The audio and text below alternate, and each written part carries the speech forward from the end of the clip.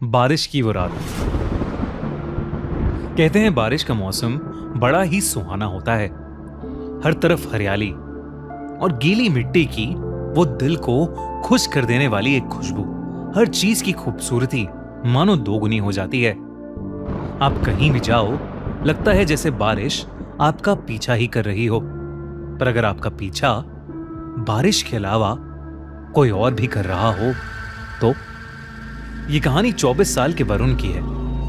वरुण दिल्ली से मुंबई अपनी जॉब के सिलसिले में आया था।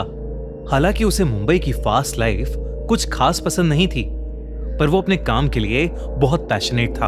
अपने करियर को एक नई सीढ़ी पर ले जाने के लिए वो कुछ समय के लिए मुंबई आया था। वरुण अक्सर अपने ऑफिस से लेट निकलता था, कभी कभी तो इतना लेट कि वो ऑफिस से निकलने वाला आखिरी इंसान होता था। ऐसी ही एक रात वरुण को ऑफिस में बैठे बैठे रात के 11 बज गए थे। वो अपना सामान पैक करके बिल्डिंग से बाहर निकला तो उसने देखा कि बहुत ही घमासान बारिश हो रही है। अब ना ही वरुण को कोई ऑटो रिक्शा मिल रहा था और ना ही कोई कैब। वो बस एक कोने में खड़ा बारिश से बचने की कोशिश कर रहा था। तभी अचानक से वरुण के सर पर बूंदें पड़ना बंद हो गईं। उसने सर उठाकर देखा तो उसके सर पर एक छाता था और वो छाता लिए उसके साथ ही एक आदमी खड़ा हुआ था। वरुण ने मुस्कुराकर उस आदमी को थैंक यू कहा, पर उस आदमी ने कुछ जवाब नहीं दिया। वो बस चुपचाप खड़ा रहा। वरुण ने फिर से उस आदमी से बात करने की कोशिश की। वरुण ने कहा, आपका बहुत बहुत शुक्रिया, आपके जैसे लोग बहुत ही कम मिलते हैं। इस पर उस आदमी ने कुछ सेकंड्स बाद अपनी चुप्पी तोड़ी और कहा, मेरा क्या है, मैं तो एक फकीर हूं। कल किसी और को मिला था, आज तुम्हें मिला हूं और कल किसी और को मिलूंगा।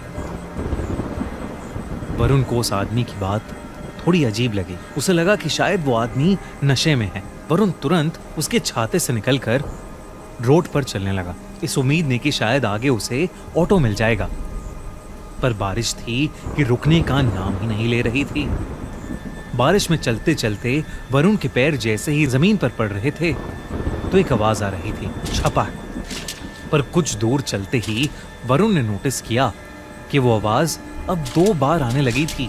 मतलब उसके कदमों की आवाज के अलावा एक और कदमों की आवाज, मानो कोई उसके पीछे पीछे ही चल रहा हो।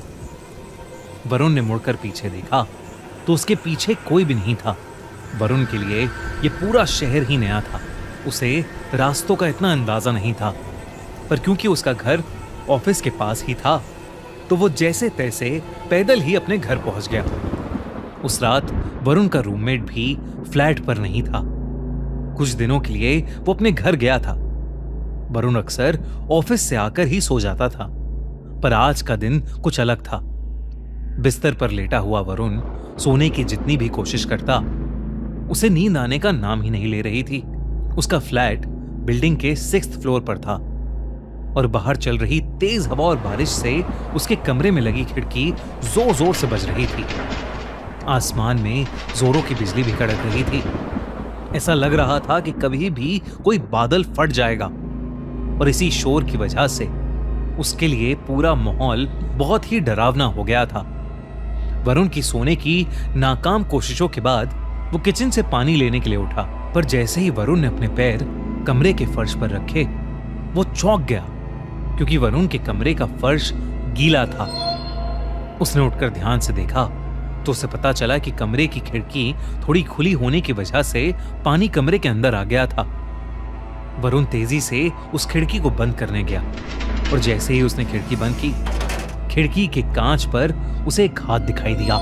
उस हाथ को देखकर वरुण की चीख निकल गई। 6th फ्लोर की खिड़की पर किसी का हाथ कैसे आ सकता था? वरुण डर के मारे अपने बिस्तर पर वापस चढ़ गया और उसकी आंखों के सामने वो हाथ वहां से गायब हो गया। वरुण को अब कुछ समझ नहीं आ रहा था।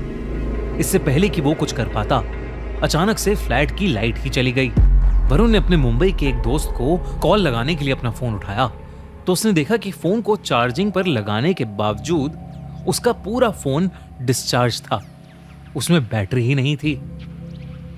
ये देखकर वरुण की हालत अब और खराब होने लगी थी। तभी उसे किचन से एक जोर से कांच टूटने की आवाज आई। वरुण उठकर किचन में गया तो किचन के फर्श पर एक कांच की टूटी हुई बोतल पड़ी हुई थी।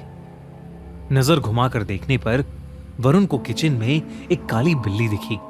वरुण को लगा कि शायद वो बोतल उसी बिल्ली की वजह से टूटी थी। वरुण की जान में जान आई। उसने खुद को समझाया कि इतनी तेज बारिश की रात में अकेले होने की वजह से वरुण को अजीब चीजें दिखाई दे रही हैं। उसने खुद को संभाला और किचन का कांच साफ करके अपने कमरे में वापस जाने लगा। पर वो नहीं जानता था कि उसके साथ अब क्या होने वाला था। जैसे ही वरुण अपने कमरे में वापस पहुंचा, उसकी रूह उसके शरीर से बाहर आ गई। उसके कमरे के कोने में वही आदमी खड़ा था जो उसे ऑफिस के नीचे छाते के साथ मिला था। वो आदमी बस वहां चुपचाप खड़ा हुआ था और उसके पूरे शरीर से पानी बह रहा था। बिजली कड़कने पर वरुण को उस आदमी का पूरा शरीर दिखा। उसकी चमड़ी पूरी तरह से नीली पड़ी थी। वरुण उसे देखकर सुन पड़ गया था। उसके मुंह से आवाज ही नहीं निकल रही थी। तभी उस आदमी ने अपनी चुप्पी तोड़ी और वरुण से कहा, मैं तो बस मदद करना चाहता था, पर मेरे साथ ऐसा क्यों हुआ? वरुण को कुछ भी समझ नहीं आ रहा था। इससे पहले कि वो कुछ बोलता, बहुत जोर से बिजली कड़की और वो आदमी अचानक से वरुण के बहुत करीब आ गया। उसका चेहरा बेहद डरावना था। अचानक उस आदमी का शरीर फूलने लगा, जैसे मानो उसके शरीर के अंदर कुछ भरा हुआ हो। तभी एकदम से वरुण के कमरे में पानी भरने लगा। चारों तरफ पानी ही पानी था।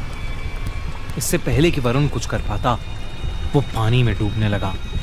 वरुण को सांस ही नहीं आ रही थी और वो पानी में डूबता जा रहा था। अगली सुबह जब वरुण का रूममेट घर आया तो उसने वरुण को फर्श पर गिरा हुआ पाया। उसने जैसे तैसे वरुण को उठाने की कोशिश की तो वरुण के मुंह से बहुत सारा पानी निकला, जैसे उसे किसी ने समुंदर से निकाला हो। वरुण होश में आया और उसने अपने रूममेट को पूरी बात बताई। जब वो डूब रहा था तो वरुण को एक सपना आया, मानो वो उस आदमी की जिंदगी को देख पा रहा था। उसने देखा कि एक ऐसी ही रात जब बहुत बारिश हो रही थी, वो आदमी ऑफिस से अपने घर जा रहा था। बारिश इतनी तेज थी कि जगह जगह पर बहुत पानी भर गया था। वो आदमी ऑफिस के नीचे खड़ा ऑटो ढूंढ रहा था। तभी उसके पास आकर एक औरत खड़ी हो गई।